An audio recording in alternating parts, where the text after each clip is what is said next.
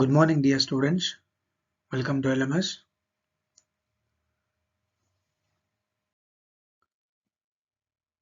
In the previous class, we practiced problem shown internal rate of return method. Section C ಗೆ ಕೇಳುವಂತ ಕ್ವೆಶ್ಚನ್ಸ್ಗಳು 15 marks ಗೆ ಕೇಳಬಹುದಾಗಿರುವಂತ ಕ್ವೆಶ್ಚನ್ಸ್ಗಳನ್ನ ನಾವು internal rate of return method ಮೇಲೆ ಹಿಂದಿನ session ನಲ್ಲಿ practice ಮಾಡಿದ್ವಿ. ನಾನು ನಿಮ್ಗೆ ಹಿಂದಿನ ಸೆಷನ್ ಅಲ್ಲೇ ಹೇಳಿದಾಗೆ ಈ ಒಂದು ಸೆಷನ್ ನಲ್ಲಿ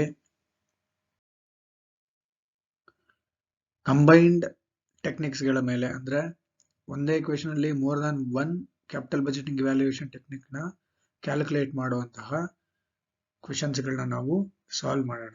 ಓಕೆನಾ? ಕ್ವೆಶ್ಚನ್ಸ್ ಆನ್ ಕಂಬೈನ್ಡ್ ಟೆಕ್ನಿಕ್ಸ್ ಅಥವಾ ಕಂಬೈನ್ಡ್ ಮೆಥಡ್ಸ್ ಮೇಲೆ ಇರುವಂತ ಕ್ವೆಶ್ಚನ್ಸ್ ಗಳು which will be asked for 15 marks. ಈ ಲೆಕ್ಕಗಳೆಲ್ಲ ಸ್ವಲ್ಪ ಅಡ್ವಾನ್ಸ್ಡ್ ಆಗಿರುತ್ತೆ. 15 ಮಾರ್ಕ್ಸ್ ಗೆ ಕೇಳೋದಕ್ಕೆ ಚಾನ್ಸಸ್ ಇರುವಂತ ಕ್ವೆಶ್ಚನ್ಸ್ ಗಳಿದ್ದು ಕಂಬೈನ್ಡ್ ಅಡ್ಜಸ್ಟ್ಮೆಂಟ್ ಇರುವಂತ ಲೆಕ್ಕಗಳನ್ನ ಈ ಒಂದು ಸೆಷನ್ ಅಲ್ಲಿ ನಾವು ಪ್ರಾಕ್ಟೀಸ್ ಮಾಡೋಣ, ಕಲ್ತ್ಕೊಳ್ಳೋಣ. ಅಂದ್ರೆ ಒಂದೇ ಲೆಕ್ಕದಲ್ಲಿ ಮೋರ್ ದ್ಯಾನ್ ಒನ್ ಮೆಥಡ್ ಅಲ್ಲಿ ನಾವು ಇವ್ಯಾಲ್ಯೂಯೇಷನ್ ಅನ್ನು ಮಾಡಬೇಕಾಗುತ್ತೆ. ಲೈಕ್ ಒಂದೇ ಕ್ವೆಶ್ಚನ್ ಅಲ್ಲಿ PBP ಕ್ಯಾಲ್ಕುಲೇಟ್ ಮಾಡಬೇಕಾಗಬಹುದು ಅಥವಾ NPV ಕ್ಯಾಲ್ಕುಲೇಟ್ ಮಾಡಕ್ಕೆ ಕೇಳಬಹುದು, IRR ಕೇಳಬಹುದು. ಓಕೆನಾ? ಆ ರೀತಿಯ ಲೆಕ್ಕಗಳು ಬರುತ್ತೆ. ಈ ತರದ ಲೆಕ್ಕಗಳನ್ನ ನಿಮ್ಗೆ ಎಕ್ಸಾಮಿನೇಷನ್ ಅಲ್ಲಿ 15 ಮಾರ್ಕ್ಸ್ ಕೇಳ್ತಾರೆ. ಸೊ ಈಗ ಆ ರೀತಿಯ ಅಡ್ವಾನ್ಸ್ ಆಗಿರುವಂತ ಲೆಕ್ಕಗಳನ್ನ ನಾವು ಈ ಒಂದು ಸೆಷನ್ ಅಲ್ಲಿ ಕಲ್ತ್ಕೊಳ್ಳೋಣ. ದ ಫಸ್ಟ್ ಕ್ವೆಶ್ಚನ್ ಏನಪ್ಪಾ ಇದೆ? ಮೊದಲನೇ ಕ್ವೆಶ್ಚನ್ ಅಂದ್ರೆ a firm can make investment in either of the following two projects. The firm anticipating its cost of capital to be 10% and the net bracket ಅಲ್ಲಿ ಆಫ್ಟರ್ ಟ್ಯಾಕ್ಸ್ ಅಂತ ಹೇಳಿದ್ದಾರೆ. Cash inflows of the projects for 5 years are as follows. Project X ಮತ್ತೆ project Y ನ ಬಗ್ಗೆ information ಕೊಟ್ಟಿದ್ದಾರೆ. In the year in which the initial investment or capital outlay will going to be happen, 5 lakh ಇದೆ. 0 year 0 ಅಂತಂದ್ರೆ ಯಾವ ವರ್ಷ ನಾವು ಹೂಡಿಕೆ ಮಾಡ್ತೀವಿ ದಟ್ ಇಯರ್. ಎರಡು ಪ್ರಾಜೆಕ್ಟ್ ಎಕ್ಸ್ ಮತ್ತು ಪ್ರಾಜೆಕ್ಟ್ ವೈ ನ ಇನಿಷಿಯಲ್ ಔಟ್ಲೇ ಅಥವಾ ಒರಿಜಿನಲ್ ಇನ್ವೆಸ್ಟ್ಮೆಂಟ್ ಅಥವಾ required amount of investment 5 lakhs. Project X generates rupees 85,000, rupees 2 lakhs, rupees 2 lakhs 40, rupees 2 lakhs 20 and 70,000 respectively. The cash inflows for 5 years. Whereas of Project Y it is 4,80,000, 1 lakhs, 70,000, 30,000 and 20,000 for 5 years. The discount factor are as follows. Discount factor na namge kottiyare for 5 years of time. 10% alli matte 20% nalli. 10% na discount factor 0.91, 0.83, 0.75, 0.68 and 0.62. Whereas of 20% it is 0.83, 0.69, 0.58, 0.48, 0.41. What we supposed to calculate is net present value and IRR of each project, and we need to recommend or state the reason for which project would we recommend. ಯಾಕೆ ನಾವು ಯಾವ project ಅನ್ನ recommend ಮಾಡ್ತೀವಿ ಅನ್ನುವಂತ ಕಾರಣವನ್ನ ನಾವು ಕೊಡ್ಬೇಕಾಗತ್ತೆ. Okay right. ನಮ್ಗೆ ಈಗ project X ಮತ್ತೆ ಪ್ರಾಜೆಕ್ಟ್ ವೈ ನ ಬಗ್ಗೆ ಇನ್ಫಾರ್ಮೇಶನ್ ಕೊಟ್ಟಿದ್ದಾರೆ. ಕ್ಯಾಶ್ ಫ್ಲೋಸ್ ಕೊಟ್ಟಿದ್ದಾರೆ. ಕೊಟ್ಟಿರುವಂತ ಕ್ಯಾಶ್ ಫ್ಲೋಸ್ ಆಫ್ಟರ್ ಟ್ಯಾಕ್ಸ್ ಕೊಟ್ಟಿದ್ದಾರೆ. ಆಫ್ಟರ್ ಟ್ಯಾಕ್ಸ್ ಅಂದ್ರೆ 100% ಆಫ್ಟರ್ ಡೆಪ್ರಿಸಿಯೇಷನ್ ಆಗಿರುತ್ತೆ. ನಮ್ಗೆ ಕೊಟ್ಟಿರುವಂತ cash flows after tax 5 years ಗೆ ರಿಲೇಟ್ ಆಗಿರುವಂತ ಡೇಟಾ ಕೊಟ್ಟಿದ್ದಾರೆ. The cost of capital or rate of discount is 10%.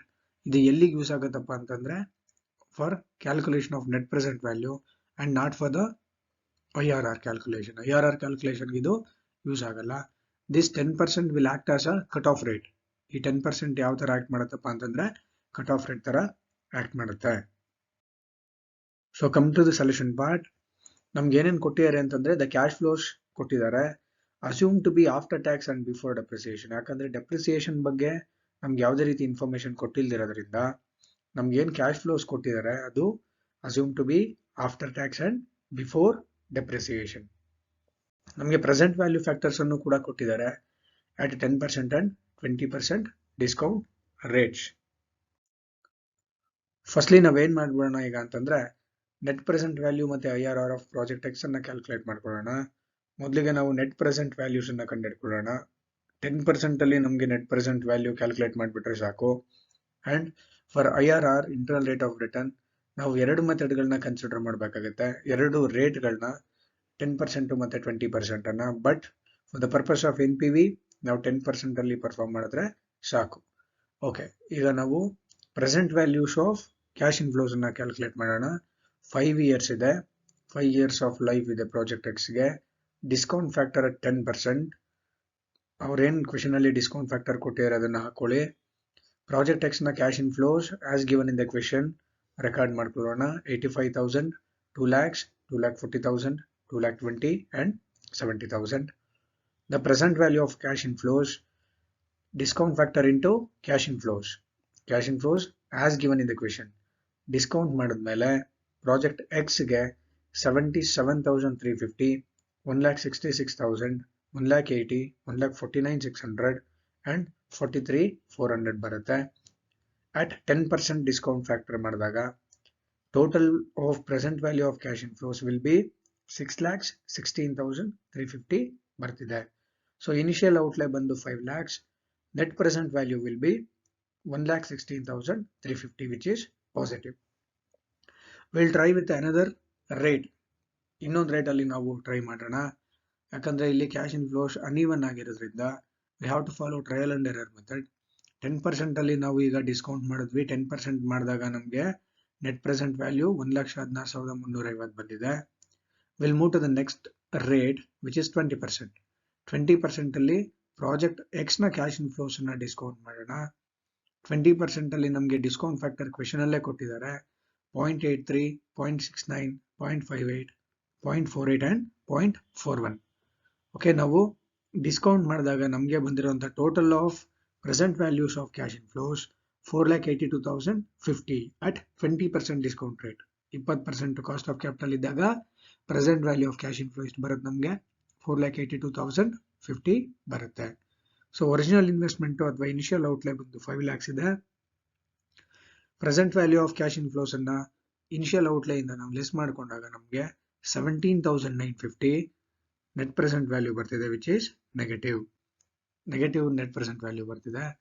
therefore we can decide upon ನಾವು ಡಿಸಿಷನ್ ಅನ್ನು ತಗೋಬಹುದು ಅಥವಾ it is confirmed that the internal rate of return, the exact IRR lies between 10% and 20%. ಇವೆರಡು ರೇಟ್ಗಳ ಮಧ್ಯದಲ್ಲಿ IRR ಇದೆ. So ಈಗ ನಾವು first ಗೆ NPV ಅನ್ನ ಕ್ಯಾಲ್ಕುಲೇಟ್ ಮಾಡ್ಕೊಂಡ್ಬಿಡೋಣ at 10%. ಯಾಕಂದ್ರೆ ನೆಟ್ ಪ್ರೆಸೆಂಟ್ ವ್ಯಾಲ್ಯೂಗೆ ಕಾಸ್ಟ್ ಆಫ್ ಕ್ಯಾಪಿಟಲ್ ಏನಿರುತ್ತೆ ಅದ್ರ ಮೇಲೆ ನಾವು ಕ್ಯಾಲ್ಕುಲೇಟ್ ಮಾಡ್ಕೊಂತೀವಿ. 10% ಅಲ್ಲಿ ನಾವು ಕ್ಯಾಲ್ಕುಲೇಟ್ ಮಾಡಿದಾಗ net present value of project X ಎಷ್ಟು ಬಂದಿದೆ ನಮಗೆ 1,16,350. The first requirement in the question NPV calculate ಮಾಡಿ ಅಂತ ಹೇಳಿದ್ರು, ಕ್ಯಾಲ್ಕುಲೇಟ್ ಮಾಡಿದ್ದೀವಿ. at 10% cost of capital rate ಅಲ್ಲಿ 1,16,350 ಬಂದಿದೆ. ನೆಕ್ಸ್ಟ್ IRR ನಮಗೆ 10% ಡಿಸ್ಕೌಂಟ್ ಫ್ಯಾಕ್ಟರ್ ಹಾಕೊಂಡಾಗ ಪಾಸಿಟಿವ್ ಬಂತು 1,16,350 ಅಂಡ್ 20% ಹಾಕೊಂಡಾಗ 17,950 ನೆಗೆಟಿವ್ ಬಂದಿದೆ. ಓಕೆನಾ, ಈಗ ಫಾರ್ಮುಲಾ ಹಾಕೊಳ್ಳೋಣ. IRR is equal to base factor plus present value of cash inflow positive ಬಂದಿರುವಂತದ್ದು divided by difference in cash inflows into difference in discount rate. So 10% is a base rate. Positive ಬಂದಿರುವಂತದ್ದು ನಮಗೆ cash inflows net present value ಎಷ್ಟು ಬಂದಿದೆ ಅಂದ್ರೆ 1,16,350. Difference in the net present value 1,16,350 minus into minus plus ಆಗುತ್ತೆ 17,950 into 20 minus 10 will be 10 only. 20 minus 10 difference in rate ಏನಾಗುತ್ತೆ 20 minus 10 ಆಗುತ್ತೆ. So simplify ಮಾಡಿದಾಗ 10 plus 0.866 into 10 ಆಗುತ್ತೆ. Internal rate of return is 18.66%. ಅದರ ಅರ್ಥ ಏನು, when the cost of capital or rate of discount is 18.66%, the net present value of project X will be 0 ಅಂತ ಅರ್ಥ. ಓಕೆನಾ, ಪ್ರಾಜೆಕ್ಟ್ ಎಕ್ಸ್ ಗೆ net present value at 10% discount rate, when the cost of capital is 10%, net present value of project X is 1,16,350 and the IRR is 18.66%. ಇವೆರಡು ತುಂಬಾ important, ಯಾಕಂದ್ರೆ for the purpose of decision making. Next ಈಗ same ನಾವು project ಎಕ್ಸ್ಗೆ ನಾವೇನು calculate ಮಾಡಿದ್ವಿ, ನಾವು will calculate the same for project Y. Project ವೈಗೆ ನಾವು ಕ್ಯಾಲ್ಕುಲೇಟ್ ಮಾಡೋಣ. ಪ್ರಾಜೆಕ್ಟ್ ವೈಗೆ ಏನೇನು ಡೀಟೇಲ್ಸ್ ಕೊಟ್ಟಿದ್ದಾರೆ, ಪ್ರಾಜೆಕ್ಟ್ ವೈಗೆ ಕೊಟ್ಟಿರುವಂಥ ಡೀಟೇಲ್ಸ್ಗಳನ್ನ ಇಟ್ಕೊಂಡು ನಾವು ಈಗ ಅದರಲ್ಲಿ ನೆಟ್ ಪ್ರೆಸೆಂಟ್ ವ್ಯಾಲ್ಯೂ ಮತ್ತೆ IRR ಅನ್ನ ಕ್ಯಾಲ್ಕುಲೇಟ್ ಮಾಡಬೇಕಾಗುತ್ತೆ. ಓಕೆನಾ? ಸೊ ಪ್ರಾಜೆಕ್ಟ್ ವೈಗೆ ನಮಗೆ ಏನೇನು ಡೀಟೇಲ್ಸ್ ಕೊಟ್ಟಿದ್ದಾರಪ್ಪ ಅಂತಂದ್ರೆ, ಫಸ್ಟ್ಲಿ ಕ್ಯಾಶ್ ಇನ್ಫ್ಲೋಸ್ ಕೊಟ್ಟಿದ್ದಾರೆ. ನಾನು ನಿಮ್ಗೆ ಬಿಗಿನಿಂಗ್ ಅಲ್ಲೇ ಹೇಳಿದೆ, cash flows assume to be after tax and before depreciation. Cash flows ಅನ್ನು ಹಾಕೊಳ್ಳೋಣ. 10% ಅಲ್ಲಿ ನಾವು ಡಿಸ್ಕೌಂಟ್ ಅನ್ನ ಮಾಡೋಣ. 10% ಅಲ್ಲಿ ಡಿಸ್ಕೌಂಟ್ ಮಾಡಿದಾಗ ನಮಗೆ total of present values of cash inflows 6,05,100 ಬರ್ತಿದೆ. Initial outlay is 5 lakhs and the net present value is 1,05,100. There is a huge difference. Let us try with the 20% discount rate. 20% discount rate ಅಲ್ಲಿ ನಾವು discounting factor ನ use ಮಾಡಿಕೊಂಡು present values ಅನ್ನ calculate ಮಾಡೋಣ. ಎಷ್ಟು ಬರುತ್ತೆ ನೋಡೋಣ. So will try with 20%. 20% ಅಲ್ಲಿ ನಾವು ಡಿಸ್ಕೌಂಟ್ ಮಾಡಿದಾಗ 5,30,600 ಬರ್ತಿದೆ. Again there is a 30,600 of NPV which is positive. ನಮ್ಗೆ ಮತ್ತೊಂದ್ಸಲ ಪಾಸಿಟಿವ್ ನೆಟ್ ಪ್ರೆಸೆಂಟ್ ವ್ಯಾಲ್ಯೂ ಬಂದಿದೆ. Will try with one more rate. ಇನ್ನೊಂದು ರೇಟ್ ಅಲ್ಲಿ ನಾವು ಟ್ರೈ ಮಾಡೋಣ. ಇನ್ನೊಂದು ರೇಟ್ ಅಂತಂದ್ರೆ 30%. Let us try with 30%. 30% rate ಅಲ್ಲಿ ನಾವು ಟ್ರೈ ಮಾಡೋಣ.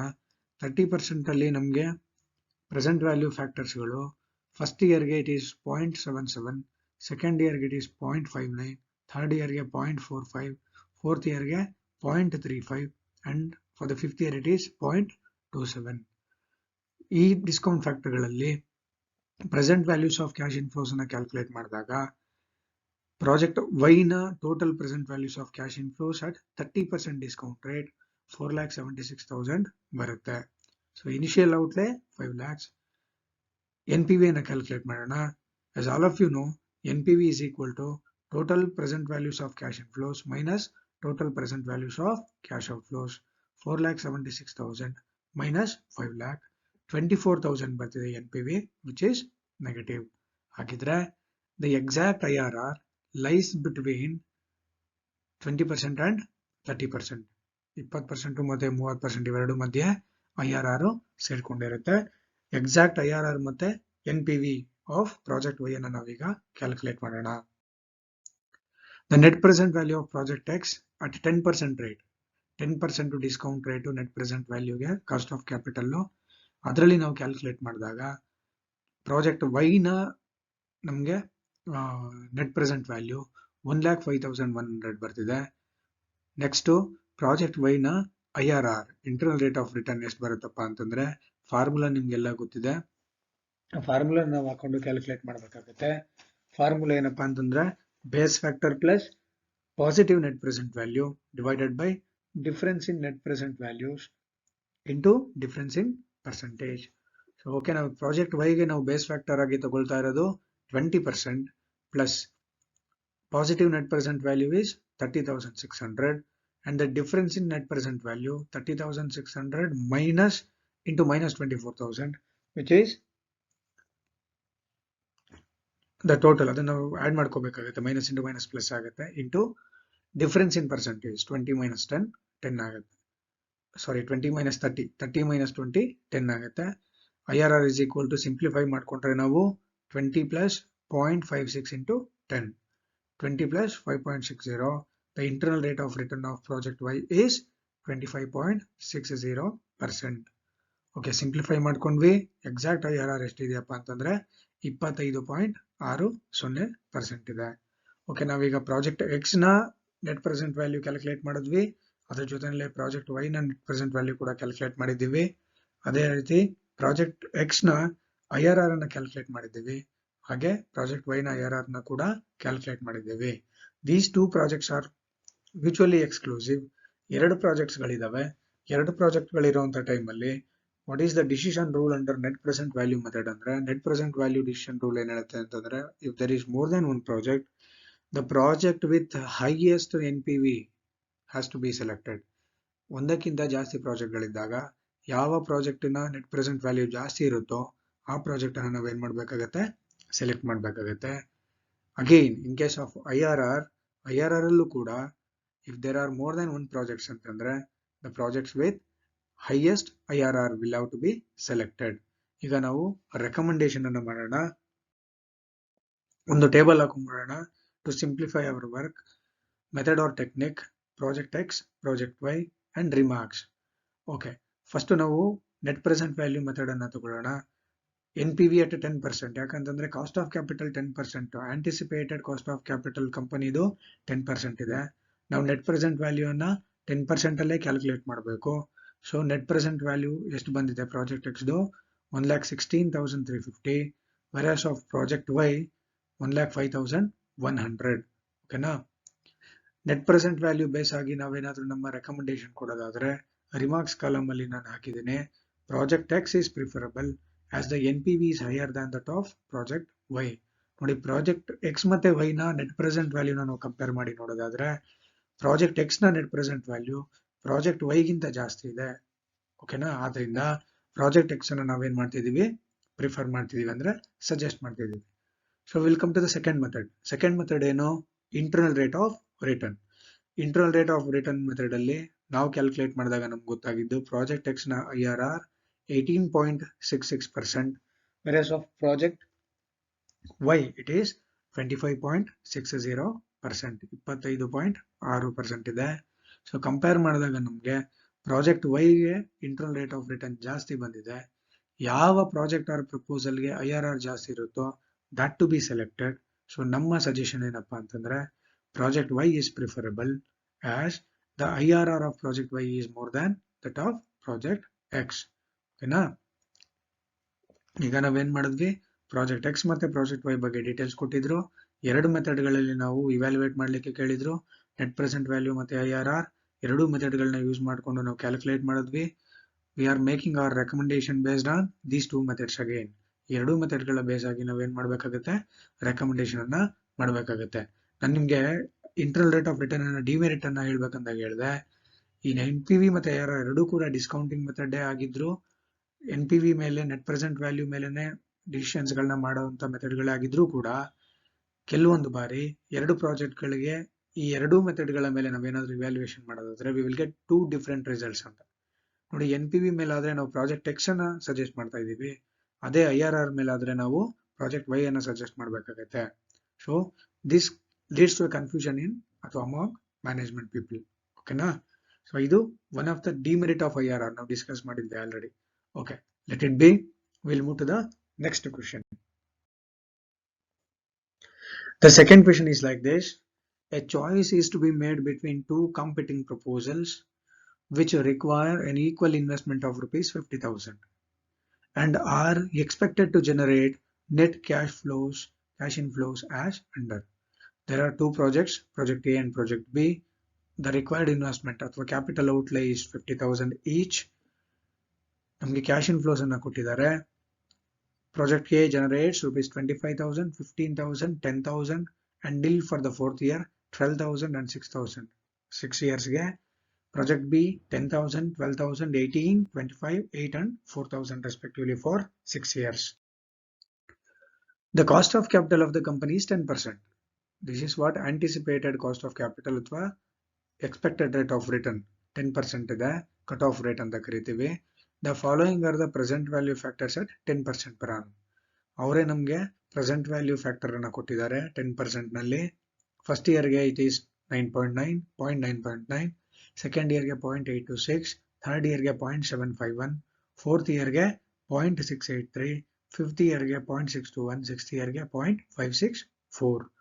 ಸೊ ನಾನು ನಿಮ್ಗೆ ಹೇಳಿದ್ದೆ ಈ ಸೆಷನ್ ಅಲ್ಲಿ ನಾವೇನ್ ಲೆಕ್ಕಗಳು ಮಾಡ್ತೀವಿ ಅದು ಕಂಬೈನ್ಡ್ ಅಡ್ಜಸ್ಟ್ಮೆಂಟ್ಗಳು ಅಥವಾ ಕಂಬೈನ್ಡ್ ಮೆಥಡ್ಗಳ ಮೇಲೆ ಇರುತ್ತೆ ಅಂತ.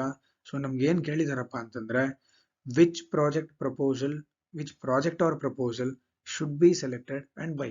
ನಾವು ಇವೆರಡರಲ್ಲಿ ಯಾವ ಪ್ರಾಜೆಕ್ಟ್ ಅನ್ನ ಸೆಲೆಕ್ಟ್ ಮಾಡಬಹುದು ಅಂಡ್ ಯಾಕೆ ಅಂತ ಕೇಳಿದ್ದಾರೆ. ವೈ ಅಂದ್ರೆ ನಮ್ಮ recommendation we have to define with our calculations. Evaluate the projects using payback period and net present value method.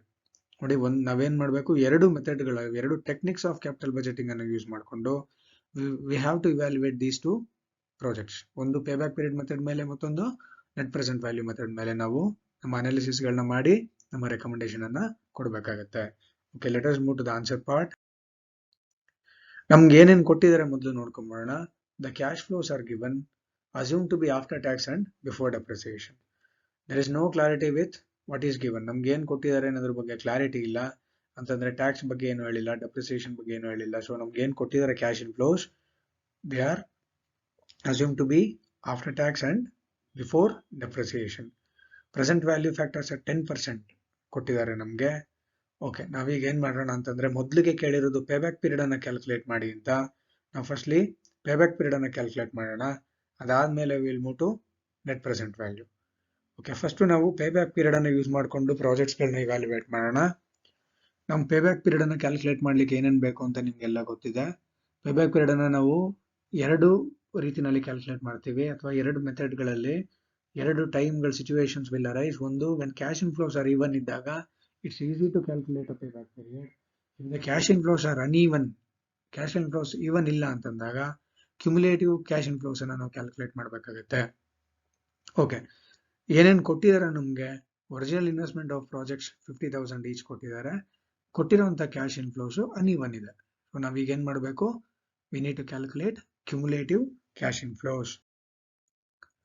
Okay, project A ಮತ್ತೆ ಪ್ರಾಜೆಕ್ಟ್ ಬಿ ನ ಕ್ಯುಮುಲೇಟಿವ್ ಕ್ಯಾಶ್ ಇನ್ಫ್ಲೋಸ್ ಅನ್ನು ನಾವು ಕ್ಯಾಲ್ಕುಲೇಟ್ ಮಾಡೋಣ. ಈಗ ಮೊದಲಿಗೆ ಪ್ರಾಜೆಕ್ಟ್ ಎ ಒಂದೇ ಟೇಬಲ್ ಅಲ್ಲೇ calculate ಮಾಡ್ಕೊಂಡ್ಬಿಡೋಣ. 6 years ಟ್ರಾನ್ಸಾಕ್ಷನ್ಸ್ ಕೊಟ್ಟಿದ್ದಾರೆ ಕ್ಯಾಶ್ ಇನ್ಫ್ಲೋಸ್ ಟೋಟಲ್ ಆಗಿ. Life of the projects of both the projects is 6 years. Cash inflows of project A first year 25,000, second year 15, ಮೂರನೇ ವರ್ಷ 10, ಫೋರ್ತ್ ಇಯರ್ ಅಲ್ಲಿ ಯಾವುದೇ ರೀತಿಯ ಕ್ಯಾಶ್ ಇನ್ಫ್ಲೋನ ಜನರೇಟ್ ಮಾಡ್ತಿಲ್ಲ. ಫಿಫ್ತ್ ಇಯರ್ ಅಲ್ಲಿ 12,000 ಅಂಡ್ ಸಿಕ್ಸ್ತ್ ಇಯರ್ ಅಲ್ಲಿ 6,000 ಇದೆ. ಸೊ ಕ್ಯುಮುಲೇಟಿವ್ ಮಾಡ್ಕೊಂತ ಹೋಗೋಣ. First year it will be 25,000, second year it becomes 40, in the third year it will be 50,000, fourth year ಅಲ್ಲಿ ಪ್ರಾಜೆಕ್ಟ್ ಎ 50,000 ಇರುತ್ತೆ. in the fifth year project A ನ cumulative cash inflow will become 62,000 and in the sixth year it is 68. in case of project B cash inflows ಏನ್ ಕೊಟ್ಟಿರೋ ಅದನ್ನ record ಮಾಡ್ಕೊಳ್ಳೋಣ. Cumulative ಮಾಡ್ಕೊಂತ ಹೋಗೋಣ. ನಾವೀಗ ಕ್ಯುಮುಲೇಟಿವ್ ಮಾಡ್ಕೊಂಡು ಹೋದ್ರೆ ನಮಗೆ ಪ್ರಾಜೆಕ್ಟ್ ಬಿಗೆ ಫಸ್ಟ್ ಇಯರ್ಗೆ 10,000 ಆಗುತ್ತೆ, ಸೆಕೆಂಡ್ ಇಯರ್ಗೆ 22,000 ಆಗುತ್ತೆ, ಅಂಡ್ ಥರ್ಡ್ ಇಯರ್ಗೆ ಇಟ್ ವಿಲ್ ಬಿ 40,000, ಫೋರ್ತ್ ಇಯರ್ಗೆ 65, ಅಂಡ್ ಫಿಫ್ತ್ ಇಯರ್ಗೆ 73, and that of sixth year it is 77. Okay, ನಾವು ಈ ಕ್ಯಾಶ್ ಇನ್ಫ್ಲೋಸ್ ಅನ್ನ ಕ್ಯುಮುಲೇಟಿವ್ ಕ್ಯಾಶ್ ಇನ್ಫ್ಲೋಸ್ ಅನ್ನ ಮಾಡ್ತಿದ್ದಾಗೇನೆ ನಾವೇನ್ ಮಾಡ್ಬೇಕಾಗತ್ತೆ ಅಂತಂದ್ರೆ ಯಾವ ವರ್ಷದಲ್ಲಿ ನಾವು ಮಾಡ್ತಿರೋಂಥ ಇನಿಷಿಯಲ್ ಇನ್ವೆಸ್ಟ್ಮೆಂಟ್ ರಿಕವರಿ ಆಗುತ್ತೆ ಅನ್ನೋದನ್ನ ಚೆಕ್ ಮಾಡಬೇಕಾಗುತ್ತೆ. ನೋಡಿ, ನಮ್ಮ ಒರಿಜಿನಲ್ ಇನ್ವೆಸ್ಟ್ಮೆಂಟ್ ಎಷ್ಟು? 50,000. Project A at the end of third year will give back the entire investment made on it. ಅಂದ್ರೆ ಪ್ರಾಜೆಕ್ಟ್ ಎ ಮೇಲೆ ನಾವೇನು 50,000 ಇನ್ವೆಸ್ಟ್ಮೆಂಟ್ ಮಾಡಿದ್ವಿ ಅದನ್ನ ಥರ್ಡ್ ಇಯರ್ ಅಲ್ಲಿ ಅದು ಅಟೈನ್ ಮಾಡುತ್ತೆ. ಸೊ ಪ್ರಾಜೆಕ್ಟ್ ಎ ನ ಪೇಬ್ಯಾಕ್ ಪೀರಿಯಡ್ 3 years ಅಂತ ನಾವು ನೇರವಾಗಿ ಹೇಳ್ಬೋದು. But in case of project B, again we are investing, we supposed to invest, we are about to invest 50,000. ನಮಗೆ ಮೂರನೇ ವರ್ಷದಲ್ಲಿ 40,000 ರಿಕವರ್ ಆಗಿದೆ. ಇನ್ನೂ 10,000 yet to be recovered in the next year. ಅಂದ್ರೆ ಫೋರ್ತ್ ಇಯರ್ ಅಲ್ಲಿ ನಾವು ಇನ್ನೂ 10,000ನ ರಿಕವರ್ ಮಾಡ್ಕೊಬೇಕು. ಅವಾಗ ನಾವೇನ್ ಮಾಡ್ಬೇಕಾಗತ್ತೆ? ಫಾರ್ಮುಲಾ ಹಾಕೊಂಡು ಪೇಬ್ಯಾಕ್ ಪೀರಿಯಡ್ ಅನ್ನ ಕ್ಯಾಲ್ಕುಲೇಟ್ ಮಾಡ್ಬೇಕಾಗತ್ತೆ. So payback period for project A is 3 years. ಯಾಕಂದ್ರೆ ಮೂರನೇ ವರ್ಷದಲ್ಲಿ ಎಕ್ಸಾಕ್ಟ್ ಆಗಿ 50,000 ಕಂಪ್ಲೀಟ್ ಆಗಿ ರಿಕವರ್ ಮಾಡ್ಕೊಡ್ತಿದೆ, ಪೇಬ್ಯಾಕ್ ಮಾಡ್ತಿದೆ ಪ್ರಾಜೆಕ್ಟ್ ಎ. ಆದ್ರಿಂದ ಪ್ರಾಜೆಕ್ಟ್ ಎ ನ ಪೇಬ್ಯಾಕ್ ಪೀರಿಯಡ್ 3 years. ಪ್ರಾಜೆಕ್ಟ್ ಬಿಗೆ ನಾವು ಥರ್ಡ್ ಇಯರ್ ಅಲ್ಲಿ ಪಾರ್ಷಿಯಲ್ ಆಗಿ ಆಲ್ಮೋಸ್ಟ್ ಒಂದು 80% ವರೆಗೂ ರಿಕವರ್ ಮಾಡ್ಕೊಂಡಿದ್ದೀವಿ.